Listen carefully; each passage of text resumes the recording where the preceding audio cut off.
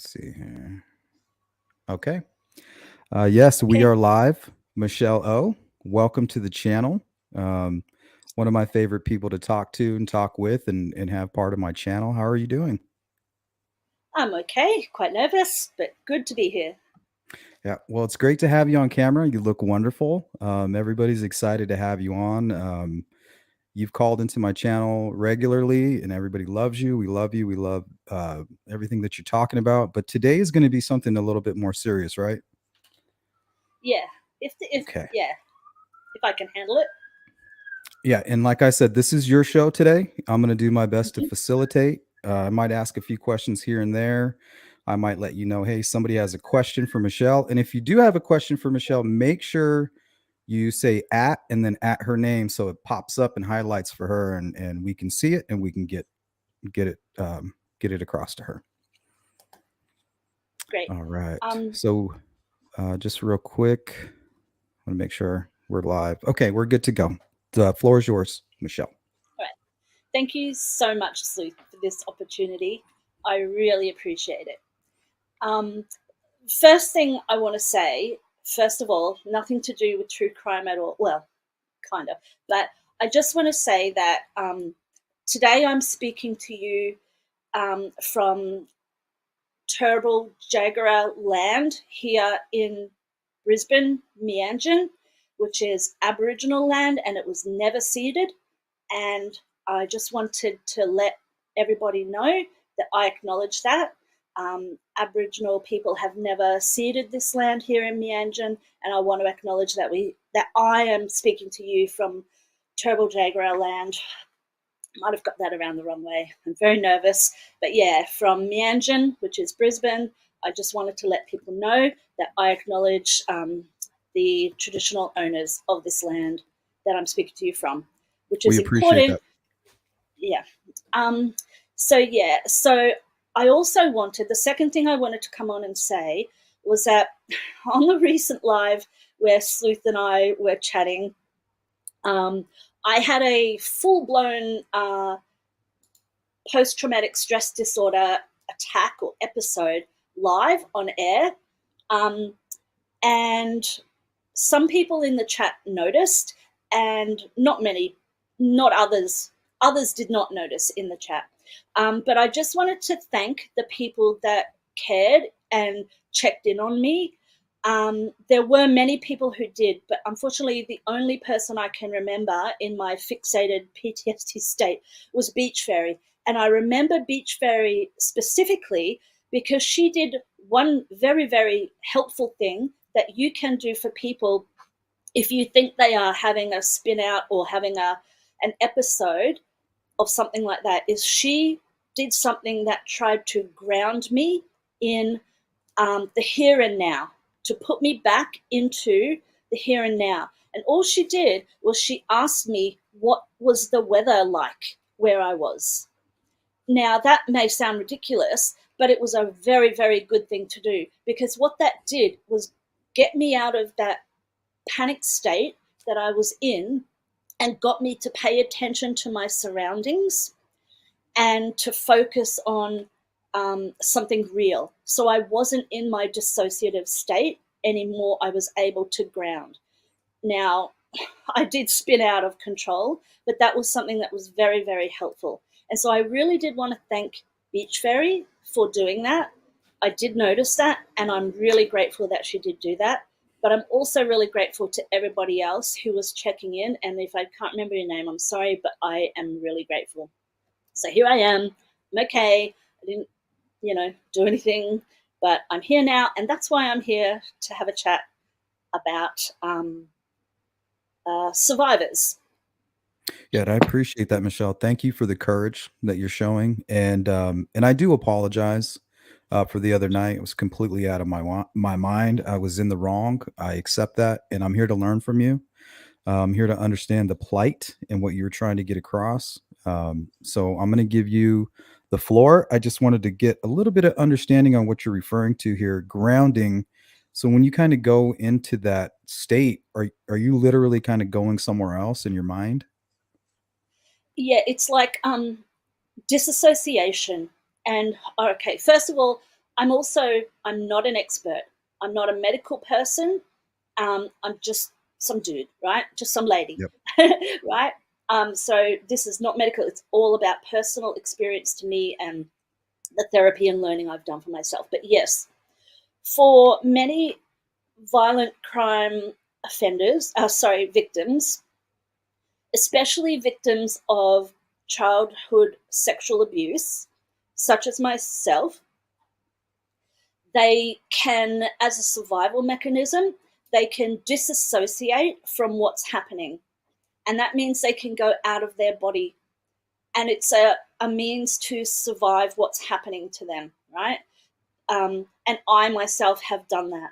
So if something triggers that feeling, that sort of disassociation, it can be very, very helpful to make the person or help the person to reground themselves back in reality so that they come out of that panic disassociative state It's kinda and like a can get helping back hand into kinda their body. reaching in.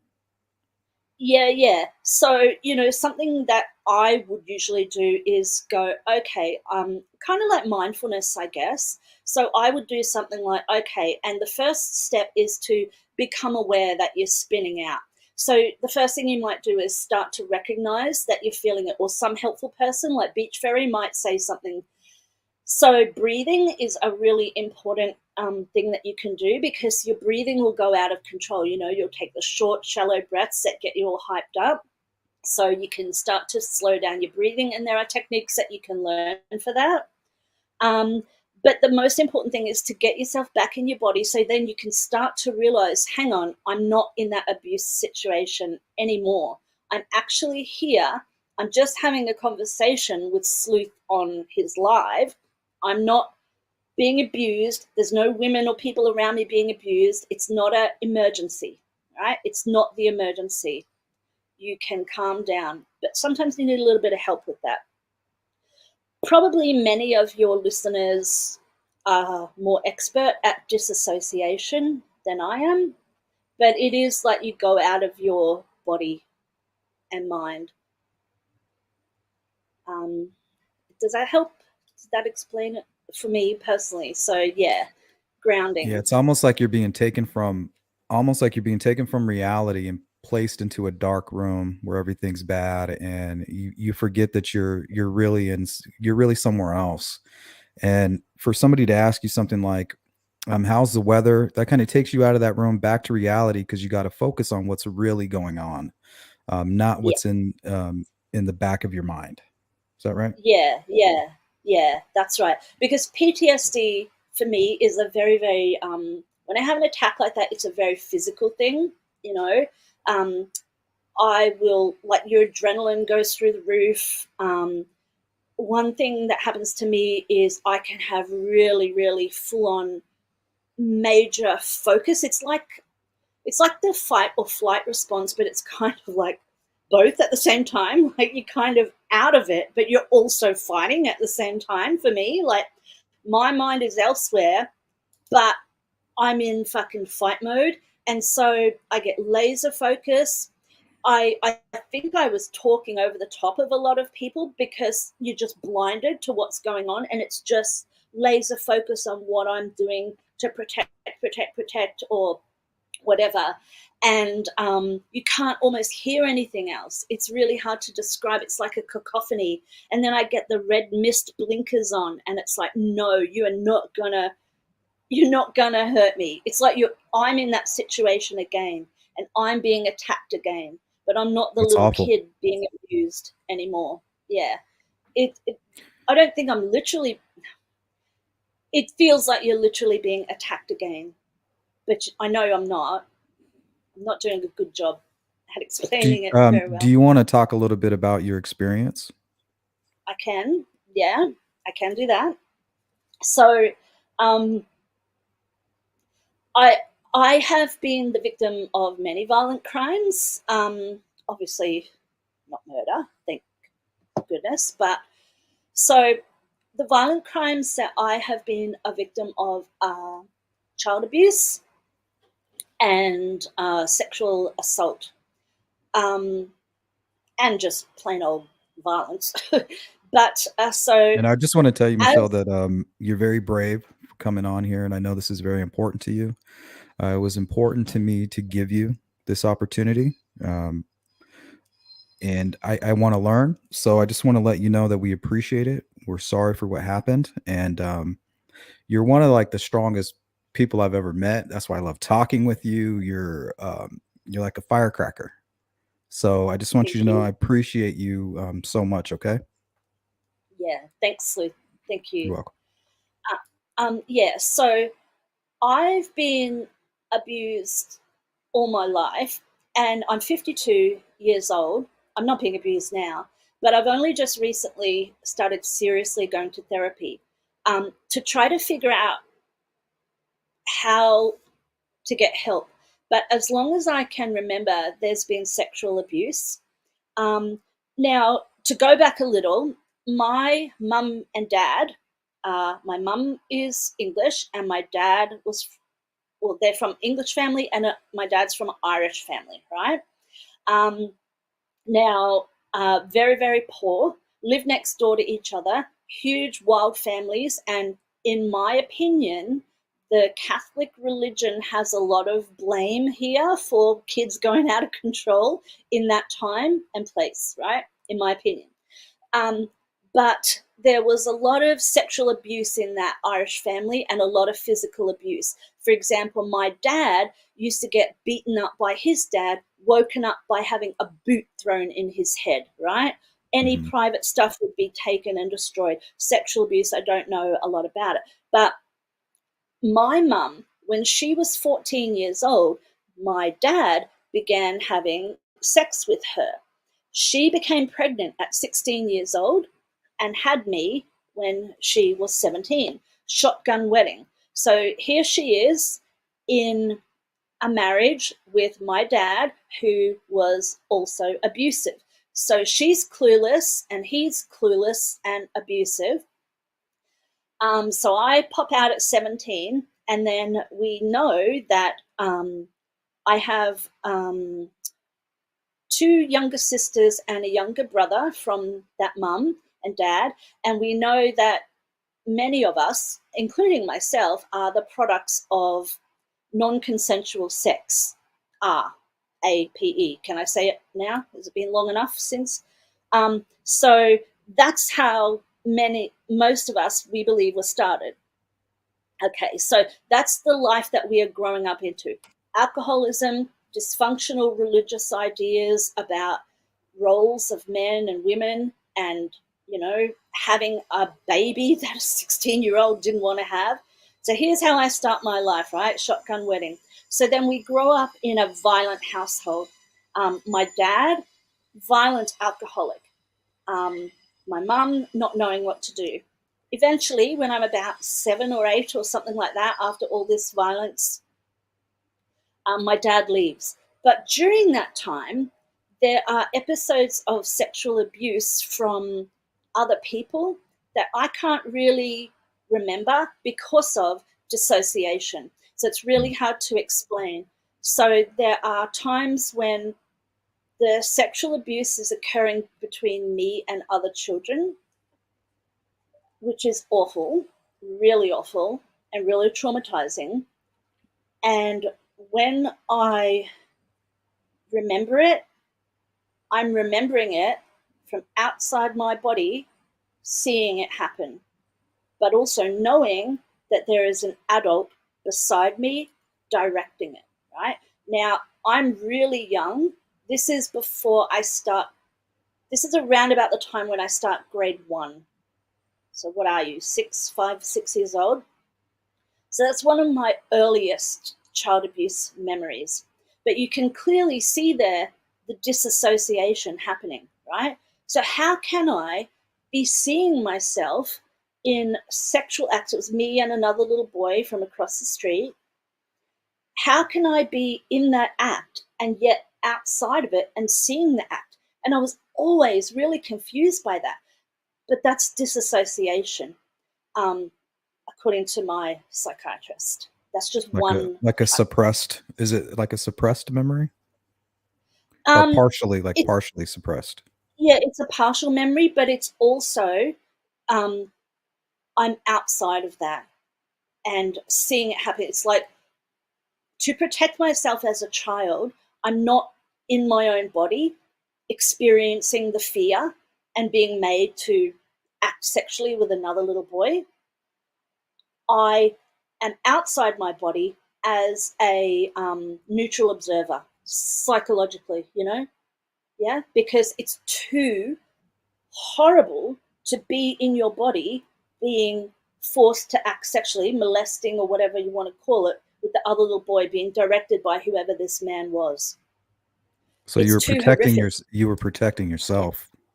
Yes. Yeah. Yeah. Got you. So that's one. Now, no one's holding you down or whatever. It's not what some people would call violent crime, but I put it in the same basket. Yeah, me too. Yeah.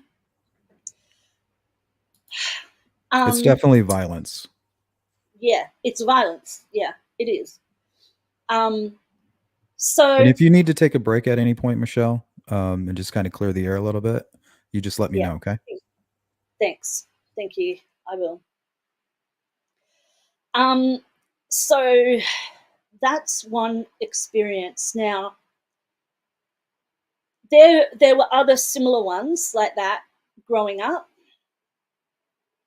and when my parents got divorced, my mum left and took my baby brother, and she went and left, and my dad left. My dad stayed with us in the house, and he became really, really, really abusive. He got a new wife. She got pregnant. So, and she had two kids from another marriage. They were very clearly abused because they acted out. So, this is another thing that abused children can do. So, my stepbrother and sister were very little when they came to live with us, and they were very, very, very inappropriate sexually, always acting out.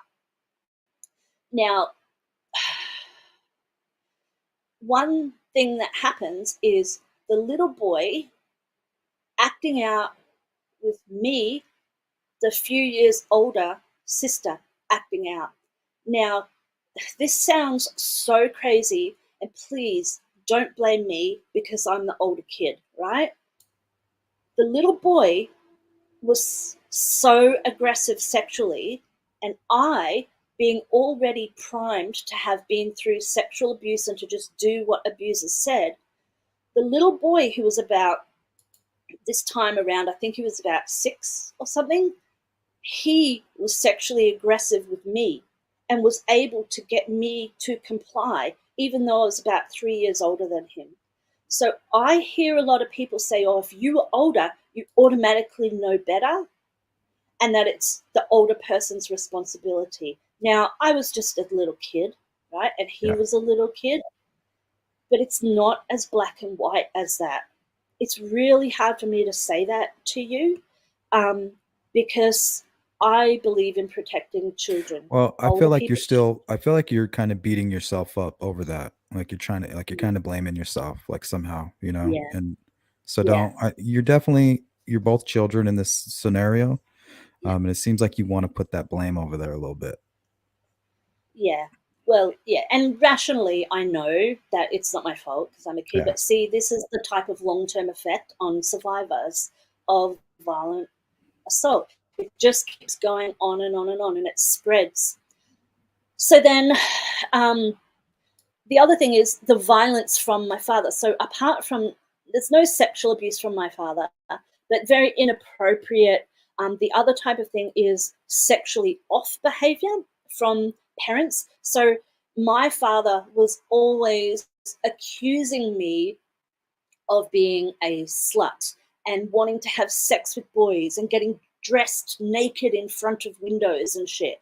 Shit that I would never even conceive of. But because he's fucked up in the head with all these perversions, that then puts it onto you as the child. Now, that twists and messes up a kid's head. It did for me because I'm like, what's wrong with me? Am I a slut? What? I'm not getting dressed in front of the window. Am I crazy? So the gaslighting and manipulation starts to happen. His paranoia And I almost. class yeah, yeah, and his perversions and stuff. Now the other thing is, as the oldest child, and you said before, Sleuth, that I'm a bit of a spitfire. I always was, and because I was the oldest child, I tried to protect my siblings. There was a lot of physical violence, and so because I was the oldest, I would get the brunt of it a lot. So my dad would do things like line us all up. At that time, there was 7 kids. Sometimes, I think, hang on, 6 kids, 7.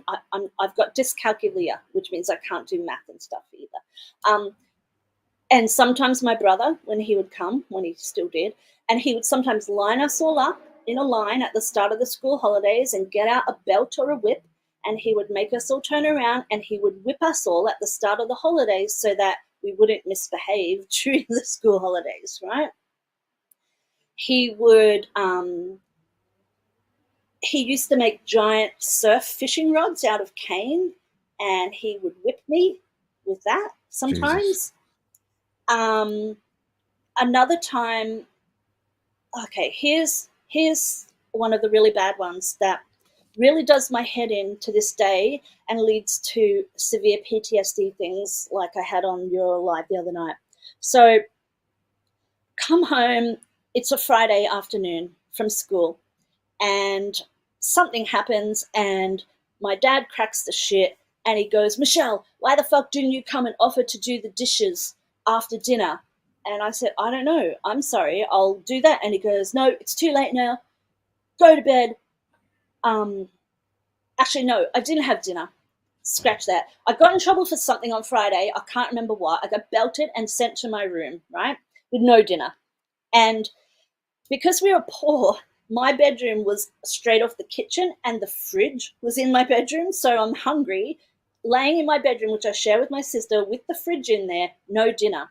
The next morning, my dad comes in and he goes, why didn't you come out and offer to do the dishes after dinner? And I said, well, because you told me to stay in my room. I was 8, right? I'm 8. And he goes, yes, but you should have known that you should have come out and offered to do the dishes. And I said, oh, okay, well, I'm sorry. Okay. And he goes, well, for that, you can stay in your room all day and you're not going to have breakfast or lunch. So I was then punished more and had to stay in my room with no dinner, no breakfast, no lunch. On Saturday night, after dinner, I didn't have any dinner, but I came out and I said, oh, Dad, would you like me to do the dishes? And he said, you're only coming to offer to do the dishes because I told you that you had to do that yesterday. And now you're just doing that because I told you to do it. So, no, you can't do that. Now go back into your room. So, you see the psychological torture going You on can't there win. There's no for way to you win. can't Either way, exactly. you're on the Yeah, bad end of the deal. yeah. So now that's not physical violence, but that's mental torture, right? That's mental torture. So I'm really, really, really hungry. That night, I had a dream about going into the fridge and getting food. And it was a dream, but I still don't know whether it was real or not. But in the morning, I came out after breakfast and I still hadn't eaten. And I said, Dad, can I do the dishes? And he cracked at me because someone had come into the fridge and had taken a bite of a cream donut, which belonged to my stepmother, and he blamed it on me. And because I had had dreams and visions in my really hungry, meal deprived state Friday and Saturday, I honestly did not know. It turned out to be my stepbrother, but I got blamed for that again. And so it turns out all the way through to Sunday evening till my stepmother said, oh, you better give us something to eat, right? So that whole weekend, so there was physical beatings, deprivation of food, gaslighting, and psychological torture. You know, what else can you say? It's so destructive to somebody's psyche. It's unbelievable. That's just one example. What Let was me the take a sip of steps? coke. Yeah, I need a drink too.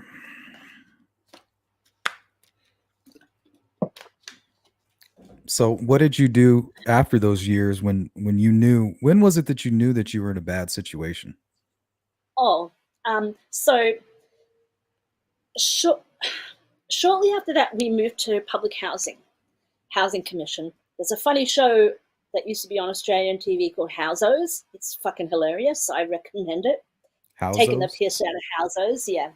It's fucking stupid. Housos. Really Okay. stupid, but it's fucking funny. Just making fun of that culture with love, but it's funny.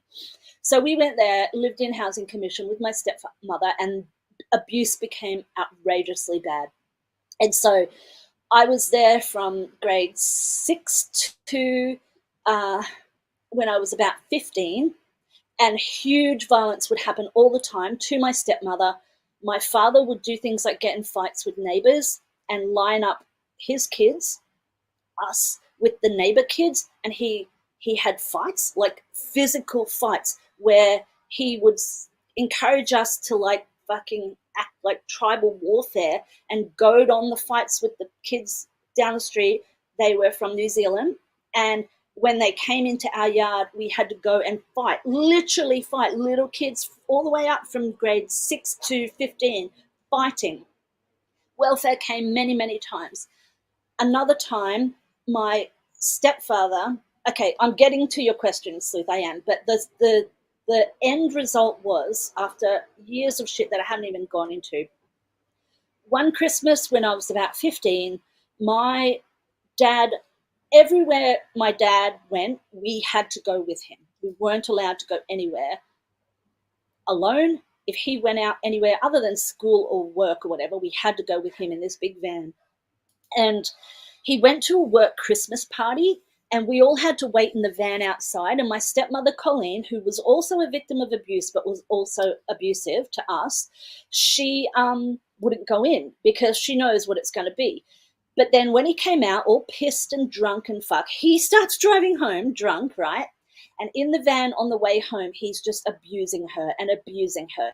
You fucking see you next Tuesday. You fucking slut. You this, you that, right? And because I Mhm. did always used to stand up for people, at the back of the van, I said, shut the fuck up. I said, I don't like her either, but you can't fucking speak to people that way. You can't fucking do it. And he turned around and he said, he looked at me and he goes, you're the biggest disappointment in my fucking life. And he was abusing. I said, fuck. And I was struck dumb because I can stand up for others, but I can't stand up for myself. Yeah. Mhm. So then he jumped out of the car and ran off into the bush, right? Our car's parked in the street. Now, my fucking dumb stepmother, she made us all get out of the car. And my little sister, my little half sister, that my dad and my stepmom had together, she's really little, about 4, 5 maybe. She got her out in the street and was making her scream, "Daddy, Daddy, come back!" I mean, that's abusive, right? And Yeah, it you is. can't do that to little kids. So we're all there screaming and crying for our dad to come back. He didn't come back, so she had to get in the car and drive us all home. This was Christmas Eve, Oh, and we wow. went home. She tried to make it be normal Christmas Eve, so she's laying out lollies and we're doing the fucking Christmas tree and all this bloody shit, right? Mhm. So Shakespearean. Huge clap of thunder, because in Brisbane in summer you get these really big afternoon thunderstorms sometimes. Huge clap of thunder. The door bashes open, and here's this fucking drunk cunt right there at the door. We're all there terrified, and he comes in and starts bashing my stepmother. He was going to kill her, I guarantee you.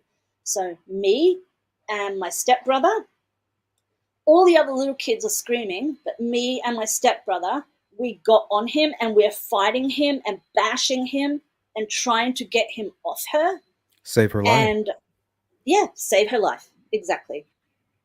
All the kids, we get him off her and he's ranting and raving. All the kids, we all run outside and we go next door to the lady, and there's big windows in these houses. And so we're looking out through the window, through the rain, into our house, and we can see him, and he is destroying our house.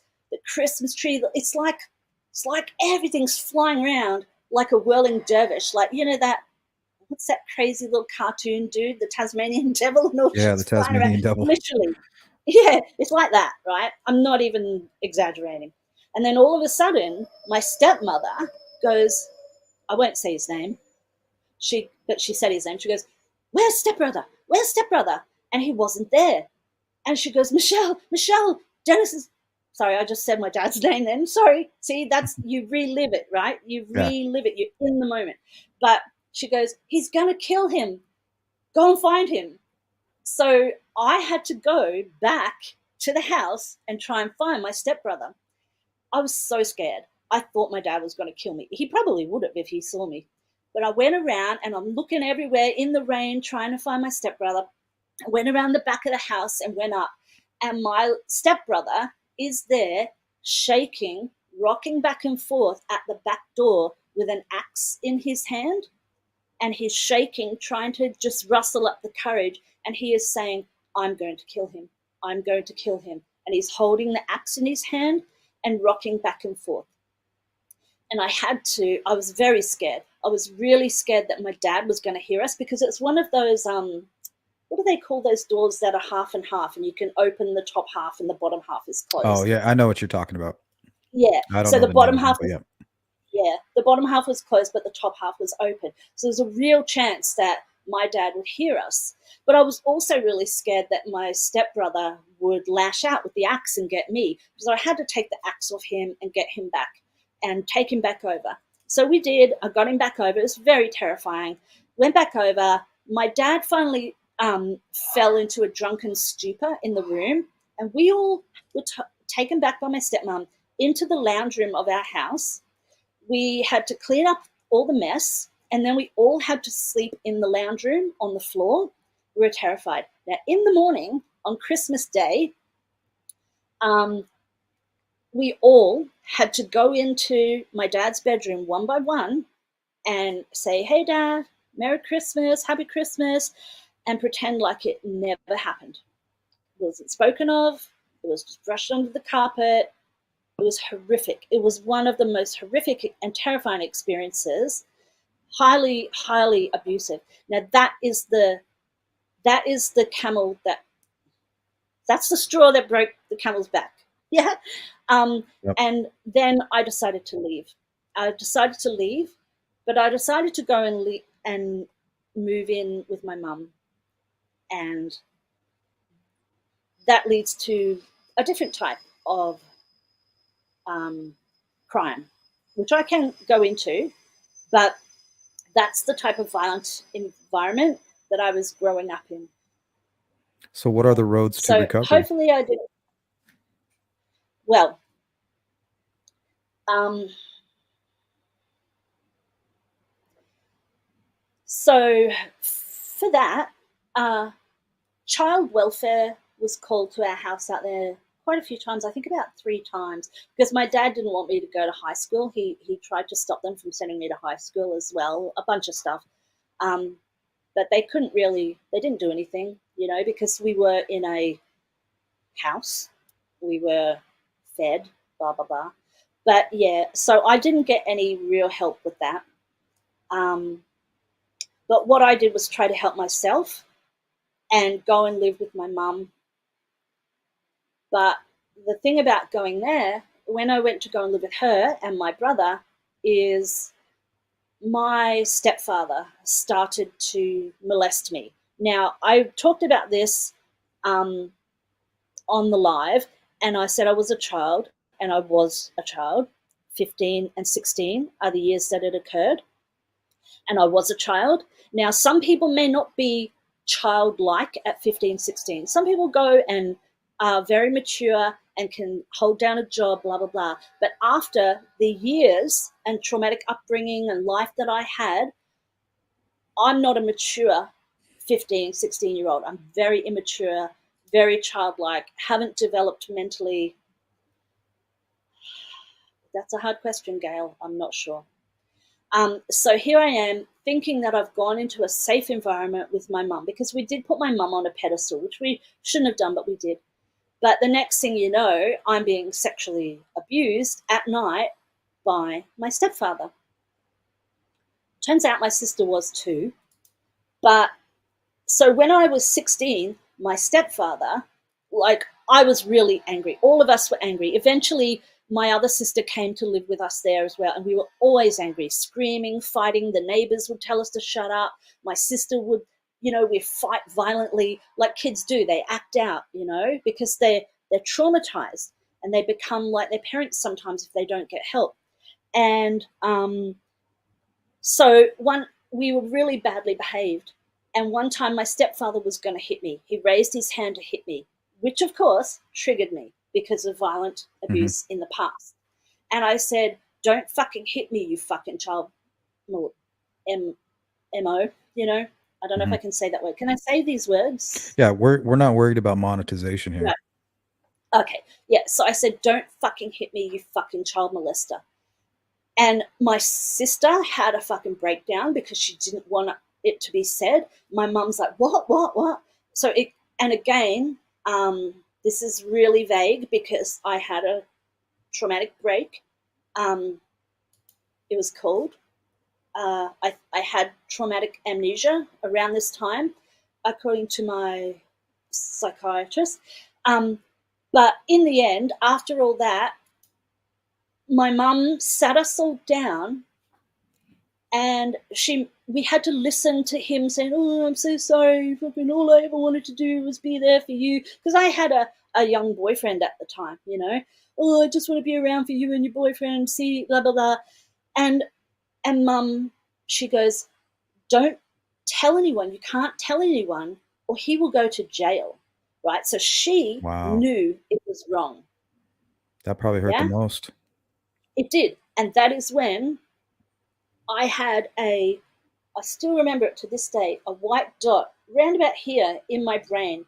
And it just got bigger and bigger and bigger until it exploded, shattering with this shattering noise of all exploding broken glass. And then I can't really remember very much after that very well.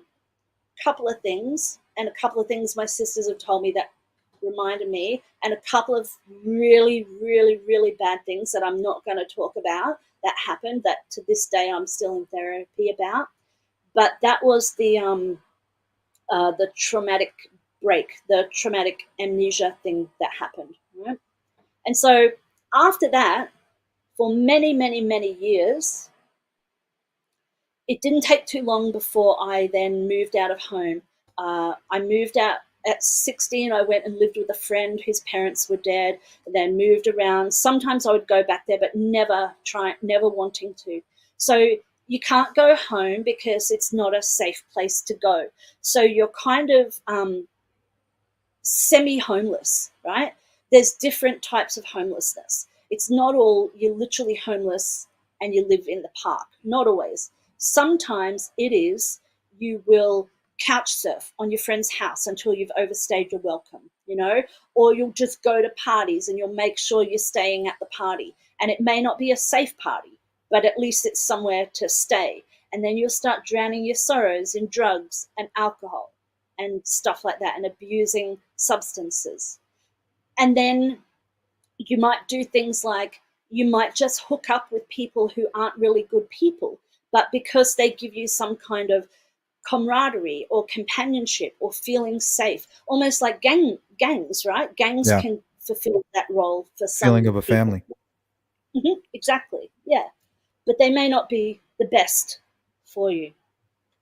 So anyway, I've been rambling a bit, so I'm just going to pause a bit to see if anyone wants to say anything or you want to say anything, Yeah, we because can I take a feel like quick break. Let's take a yeah. quick little intermission. Let's kind of clear the air, let everybody catch up to us. You take a break, kind of see where you want to go from here. Um, have you had a chance to? Is your father still living? No, he's dead. Did you ever have a chance to confront him about all that? Yeah, yeah, yeah. So I have, and he's like, "Oh, it was never that bad, never that bad." Mm, Um, and he's just minimizing it, and he was always an alcoholic, and he was always abusive. Like, not many of us would go there and be around him. but I would, because I really am a big believer that um, charity begins at home or whatever. So I, you can't go out and I'm not a big rich billionaire, so I can't go out and cure malaria or whatever, but I can try to help people in my immediate orbit. And so I do have compassion for perpetrators. I do. It's hard for people to hear that, but I do. Um, This was a tough question. I didn't want to ask you because I didn't want to put you in that category, but I figure you have sure. a better perspective of it. Do you think a lot of these tragedies and these types of people that end up being violent criminals, do you think this is kind of like the past that they've had something similar that they've had to deal with and they just couldn't overcome? Maybe. I think in a huge majority of cases, many of them would have similar types of histories. I really do. I really do. And sometimes it's just intergenerational as well. Like I mentioned at the beginning, about the Aboriginal land that I'm on today. So um, intergenerational trauma is something. Now, a lot of people blame Indigenous communities for being violent, abusive, drunks who can't get a job or whatever. But I would challenge anybody whose entire civilization was ripped apart over the period of a couple of hundred years, where people were forcibly moved, groups kept together in reservations or areas. I can't remember what we call them here, where different clans were put together, even though they may have been warring at times. So I would challenge anybody to have a healthy upbringing under those circumstances. And same for a lot of people who do commit violent crimes. Not everybody. I mean, you look at people like Chris Watts. What fucking excuse did he have?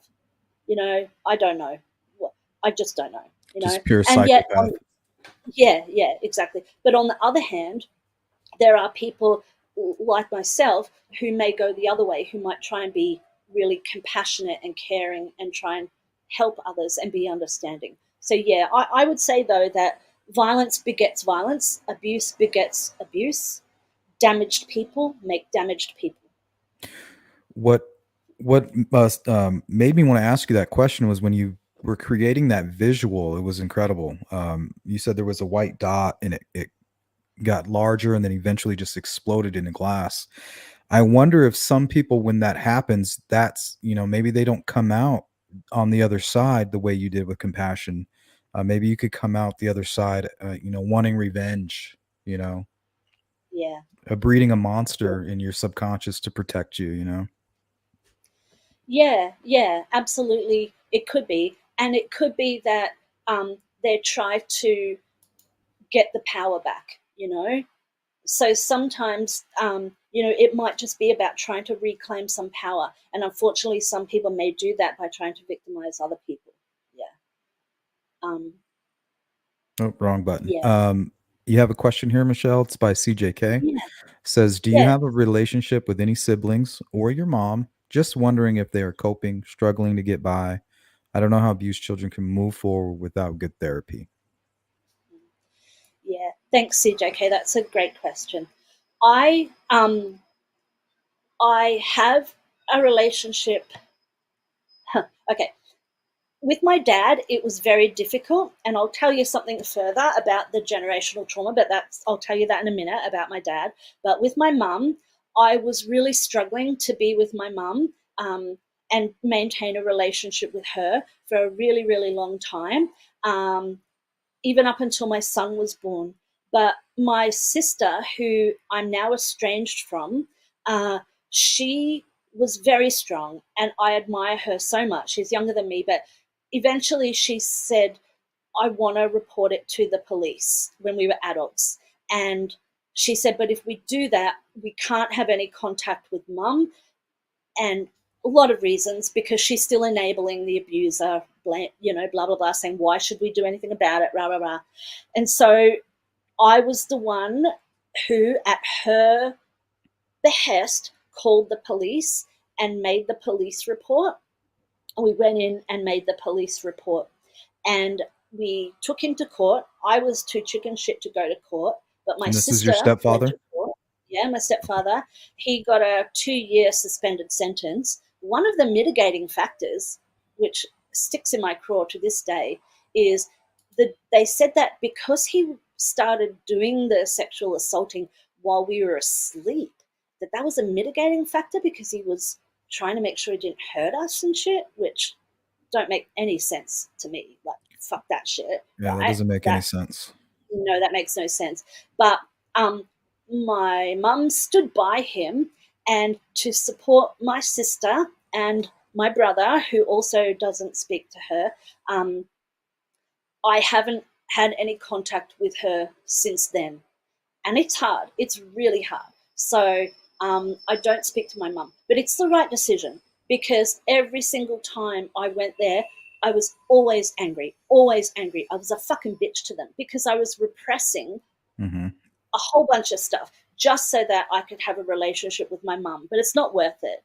I wanted my mum to be charged for, I don't Enabling. know, yeah, exactly, and not reporting Accessory. the crime. Yeah, yeah, yeah. But no. So yeah, and with my sisters, I don't at the moment have a relationship with my second um, sister. My other sister, the one younger than me, I do, but that's a whole separate story because one of the effects on abuse victims is lifelong intergenerational abuse, and all of my siblings have had that, all of them, and I can give small details about that. I've tried to help all of them with things like that. Um, and my brother, I do, but our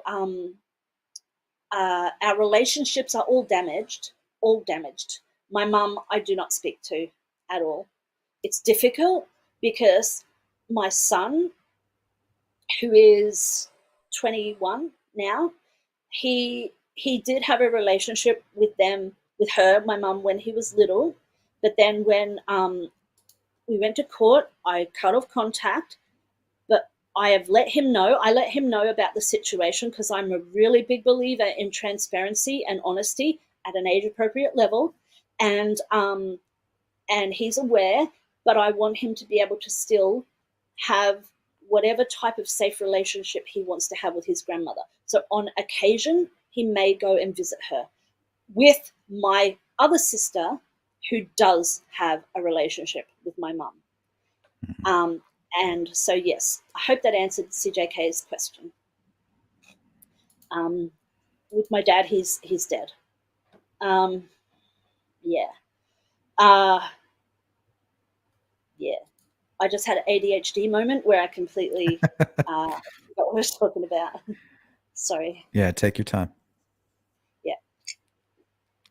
So, um, so yeah. After running out of my mum's house, blah blah blah, I then went and lived all the way up to my 30s in just a basically just a keep running lifestyle sort of thing, you know. Um, yeah, Olivia too. She did stand by him. It sucks. Um, so just keep running, like just unable to hold down a job, unable to. I've always worked though, always tried to work. I've also always tried to study. I have attempted. It took me, I think, 4 goes before I got my senior certificate, but I did get it. It was a real struggle. It took I've tried to do university degrees about 6 or 7 times, but I can't complete them. um, it's really hard. And just recently, and I've tried to hold down my jobs and really complete them, but it's very hard. And recently I've just had to medically retire from a job that I did hold down for a really long time, and I stuck to it because I used it to raise my son, and I'm really, really proud of myself for that. I Yeah. credit my son with saving my life. I really do, because he gave me the strength to be strong and get through. I made mistakes, you know. I've done stupid things and exposed him to family violence in my own life, you know. But on the whole, I think I did a really good job with my son. Yeah, you're very Um, strong, and I can it's written all over you. Yeah, yeah. Yeah, I look a bit like I've been dragged through the fucking bushes, eh? It's more your aura. Yeah, right. Yeah. Yeah. And So yeah, that pretty smile. thank you. So yeah, I really did want to give back and help, but some people who want to go into the caring professions, it may not be the best idea for them if they are a survivor, because it just, you can't help people if you haven't recovered yourself, right? So Yeah. it took a long time for me to accept that my work is not on helping others except for those in my immediate orbit, like family, but my work is to help me, myself, and my immediate family, and make it good, for me now. So like when I left my mum's, I've had, many boyfriends, always tried to be in long term relationships. However, um, uh, not having um, being treated like shit, being told you are a slut, and being treated like a slut, and being passed around like a sex thing, being told by your dad you're a slut, being told by your mum that you should shut your mouth so the abuser doesn't go to jail. You start to believe that you're a fucking slut and you should just lay down and open your legs. Right? It's hard. It's really hard to get out of that conditioning, because that's what I was conditioned, right? So it's very hard to have self respect after that, and especially after all the other abuse. I was also really severely bullied by other kids because of my neurodivergence. And, I have OCD, I have uh, autism spectrum disorder, I have ADHD, I have dyscalculia with math and spatial things. And these things are late diagnosed for me, because one of the other things is that, as an abuse victim, you don't prioritize your own health. You run from that as well. So I've never really gone through and got proper treatment for things like medical stuff, let alone psychological stuff as well. Part of that is because I feel like I don't deserve it. Part of that is because I'm abusing drugs and alcohol. So, that's what you do to self medicate instead of getting proper help. Part of it is because of living the life of poverty, because you're always jumping from one shitty job to no job to benefits or whatever it might be, because you're just trying to go away from the pain. So it's very, very hard. So at the moment, I am trying to get an understanding of some of these lifelong neurological conditions that I've had. Um, but I had a really rough time through my 20s, just being in abusive relationships. So, so one of the relationships I was in, very in love with the guy, uh, it turned out to be abusive. His friends started treating me, well, basically just coming to have sex with me. Now, I'm in my early 20s and I don't know how to say no. Now, I'm an adult, but I'm fucking damaged, right? In my Yeah. early to mid 20s. So I actually don't know how to say no. It's like being raped, but not forcible rape. I know, and see, this is the thing. This is why judges and courts and juries need to understand that if a woman doesn't fight and scratch and put up a fight when she's being raped, it doesn't mean she wanted it and asked for it. It might mean that she's frozen in fear, and literally she's fighting for survival by That's so using scary. frozen in fear. Yeah, I've been in that situation. I've been in that situation being raped, and the decision to freeze and let it happen is the safest thing that I could have done at the time. The safest thing. I've been raped more than 10 times. More than 10 times. I don't know how many times.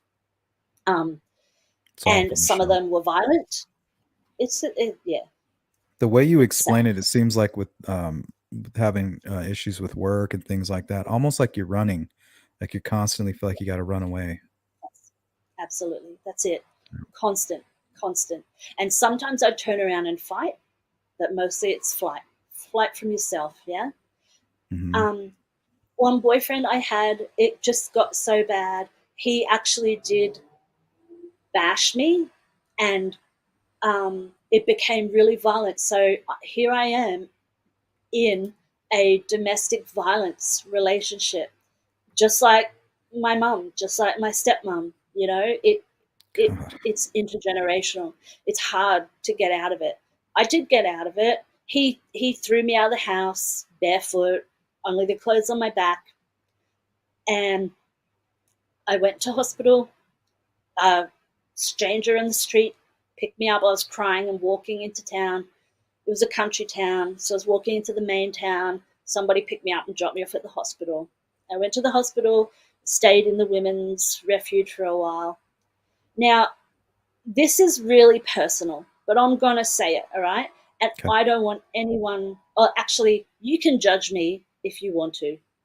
You can judge me. I know there's a huge debate about this going on in the US at the moment. But when I was in the hospital, I found out that I was pregnant. I'm about 24 years old at this stage.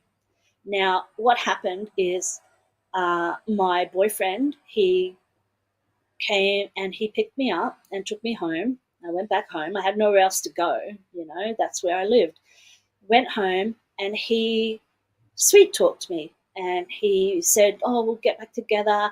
He made me call his mum and we had a chat. He would not let me tell her that I was pregnant. She's a Catholic.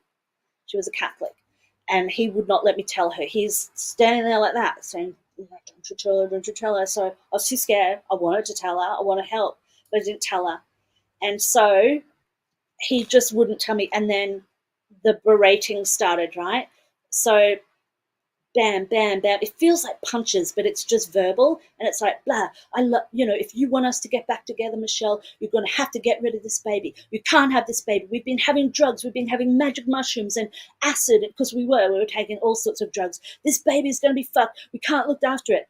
If you want us to get back together and work on our relationship, we can't be doing it with a baby, blah, blah, blah, blah, blah. Fed me drugs. Look, I was just on mushrooms and really strong pot the whole time. He then organized for an abortion, drove me there. I can't even remember how I got there. I can't remember. And we went there. I went through with it, but I'm telling you now, I was powerless and had an abortion. When we went home again, I'm in the room crying. It's like, you still go through all the hormones and stuff like that. And all his friends came over and they're having a fucking party in the lounge room while I'm there bleeding, crying, traumatized. And, they're asking about me. I can hear them. And he's saying, "Oh, yeah, she had an abortion, blah, blah, blah," just talking about it, He's just right? blurting it out there. Yeah, yeah, yeah. And then after that, I think our relationship struggled on for about 2 years after that.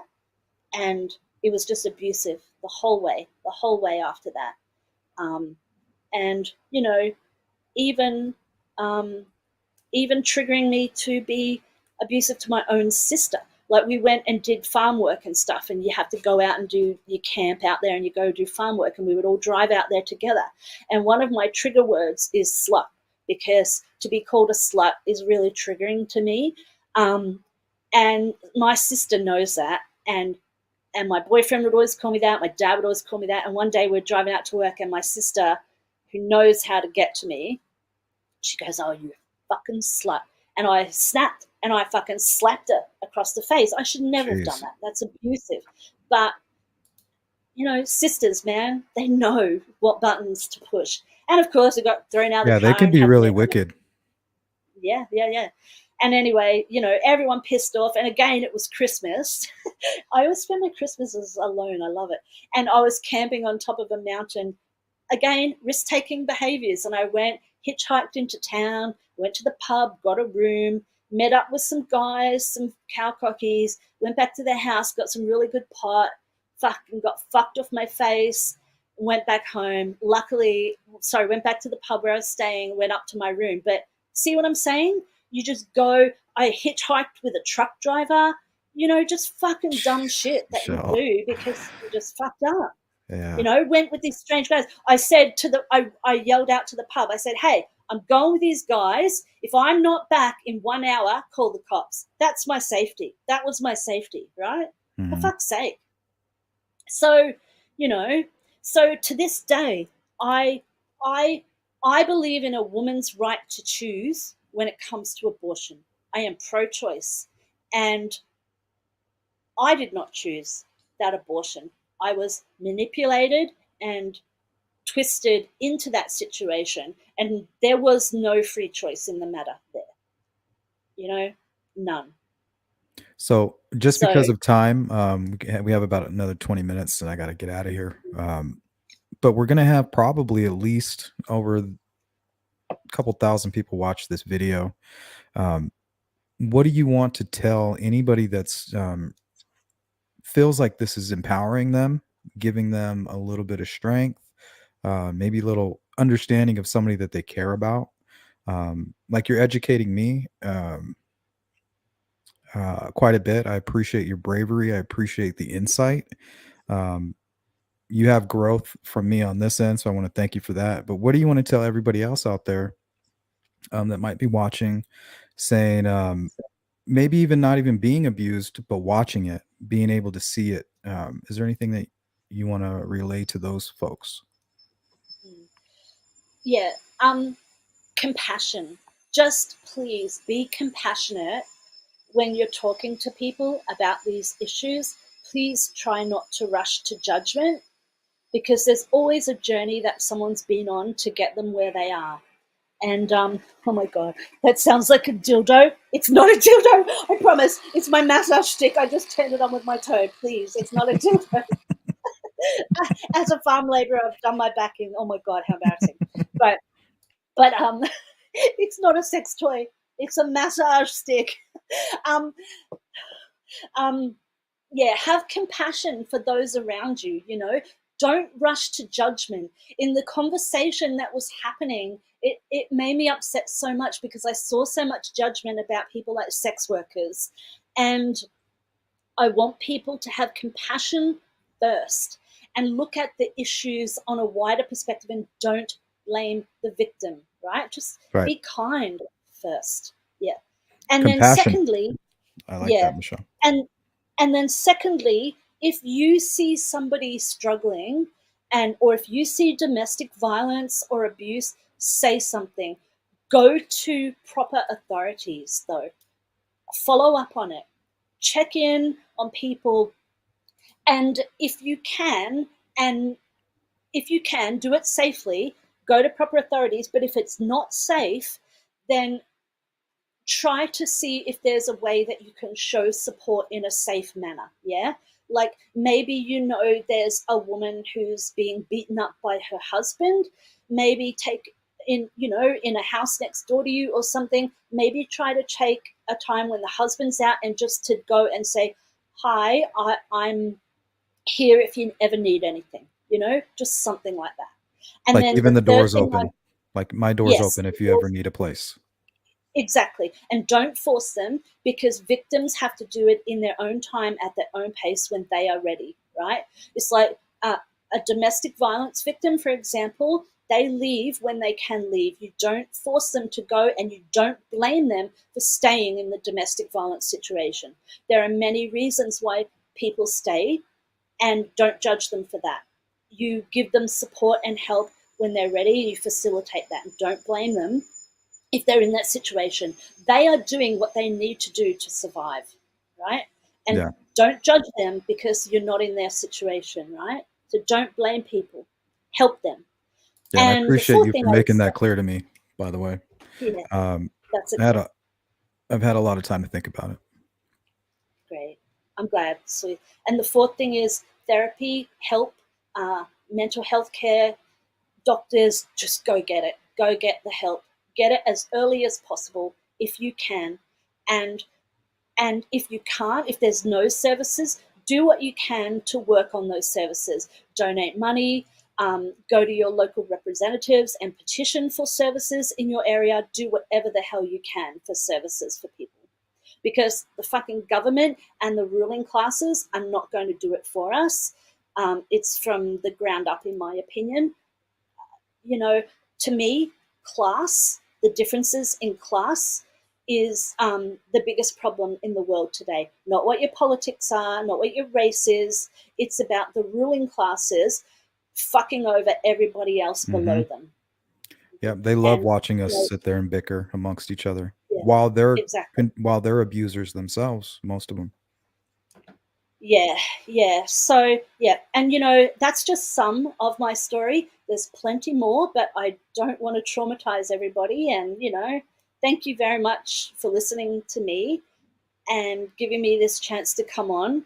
And I'm so sorry that I lost my shit on your No, live the other that day. was totally my fault. It was unprofessional. I was just coming from a place of just pure ignorance. I mean, um, just an embarrassment. But the live stream's gone. We're gonna rebuild. Hopefully, we're gonna try to, and I'm gonna be better. And with your help, I think I can.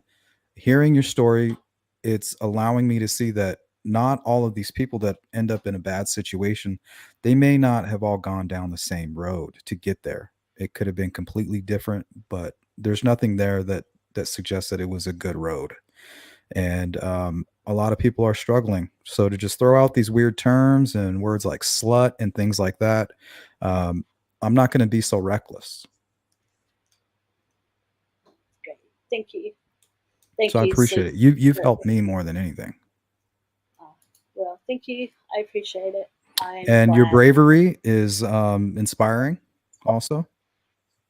Great. Thank you. And thank you to all the listeners for being understanding. And especially thank you to those who reached out on that night. Like I said, Beach Fairy, I really appreciate your grounding me with your weather question. I loved it. And the others that whose names I can't remember, thank you so much for reaching out at that time. I appreciate it. Yeah, shout out to This is you guys. awesome. Yeah. Yeah. Learning is good. Sharing learning, it's good. Positive, positive vibes across the ocean. Yep, definitely. I'm glad that we had a chance to do this. Michelle, you're always Yeah. my favorite person that calls in. I'm glad that you came on camera. I'm glad that we had an opportunity to have this discussion. I've learned a lot from you today, and I hope that our relationship grows, continues to grow, because I really enjoy speaking with you. Me too. I love coming on your show. I love your show, Sleuth. It's awesome. Thank you. Thank you so much. Is there any final words you want to give to the folks watching? Um, hello, everyone. I love seeing you all across Sleuth's channel and on some of the other channels. Another thing that survivors of violent crime have in common is they often like true crime content. So, yeah, bring Well, it. your bravery, like I said, is very inspiring, and I know a lot of people are going through struggles like this, who aren't really able to talk about it, and they keep it balled inside. So hopefully, this will help them, if anything, just to try to find a way to release it a little bit, so that they're not Yeah, so what you call it, the white dot. yeah, That yeah. was really White scary top. the way you It was explained that. scary. Yeah, I Yeah, mean, you put it right in front of me. I could almost see it. yeah, It is very scary. So I appreciate you for coming on my channel as much as yeah. you do, sharing the way you did. This has probably been my most meaningful live stream. Honestly, it's been incredible. Great, So thank you. great. And I'm no expert, so you know this is just a personal thing. Cindy, all music helps me. All music helps me, depending on the mood. You know, all music, love it all. Never tie down to one genre. Looks like Cindy Lean sponsored our live stream today. Thank you. Saying Michelle O and Cindy, Sleuth Intuition making it awesome. Thank you so much, Cindy. All right. I think that's going to wrap it up. Michelle, I'm sure you and I will talk again very soon. Um, I'll probably be emailing you some point tomorrow just so that we can follow up and hope maybe we can do this again. wonderful. That'd be It great. was great. Okay, I excellent. appreciate Thanks, you. everybody. Take care Thank now. you. Bye, chat. Bye, See guys. ya. We're signing off. Take care, everybody. Bye. Bye.